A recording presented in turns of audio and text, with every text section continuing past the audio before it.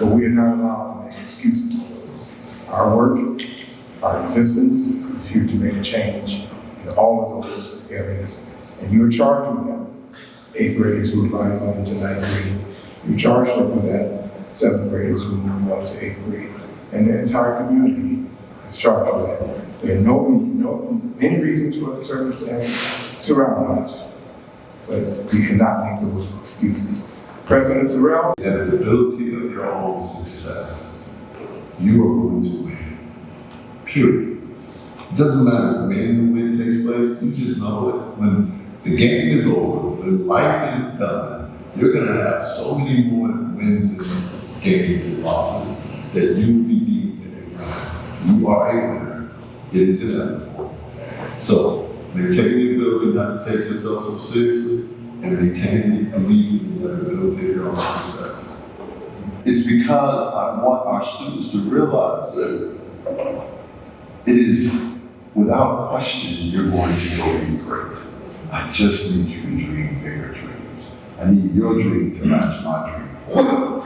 The only time I ever thought about being president of a college was I had dinner one night with Janetta Cole, who was the president of the Spelman, and I thought she was amazing, and I was kind of like, if this is what college president, because my college president wasn't cool like her, right? I was like, but if this is what college presidents can be, that might be fun. But it wasn't as if I then decided, oh, I'm going to go get a doctorate, I'm going to go do all those things. I was like, yeah, I'll get there after I've done all the other cool stuff I planned. In terms of my own education, I felt I had a role to play. Like my parents gave me a voice, and I really felt I didn't want them to ever feel that they had made a mistake. So I'm sure that early experience. But that's because my mother told me that I would be anything that I wanted to be as long as I was willing to work at it.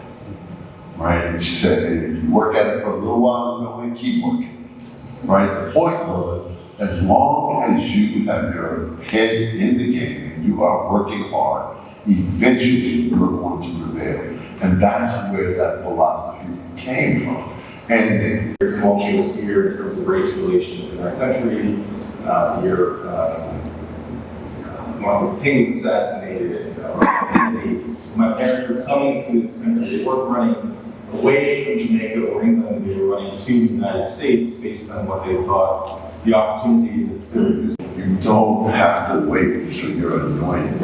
Anoint yourself. Right? But prepare. Right? Don't just sit around thinking I should be doing. No, prepare for your moment. So when it arrives, you can deliver for the people who need it the most. And then the father and a husband that I want to be. And there's no amount of money that can ever replace the gift that is. So I am fine with the choices I made, and I am wealthy in ways I could have never imagined.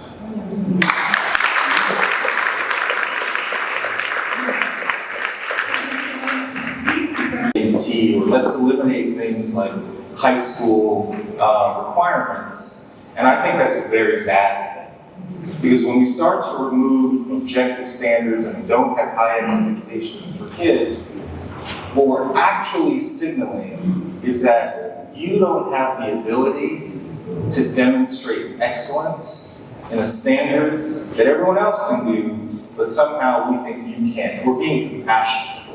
In my view, that robs us of the very dignity of being able to prove our competence and our excellence.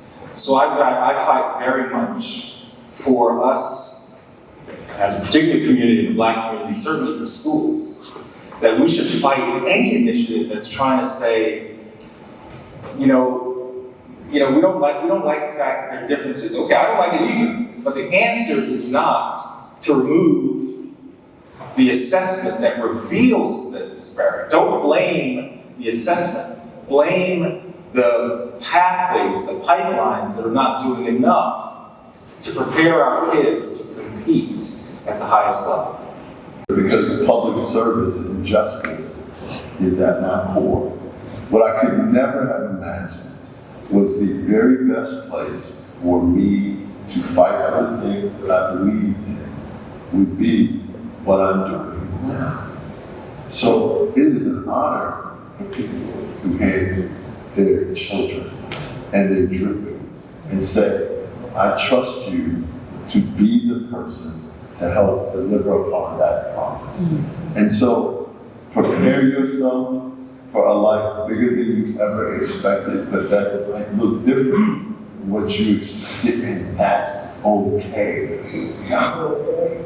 It's to be capable of meeting the moment when the moment arrives.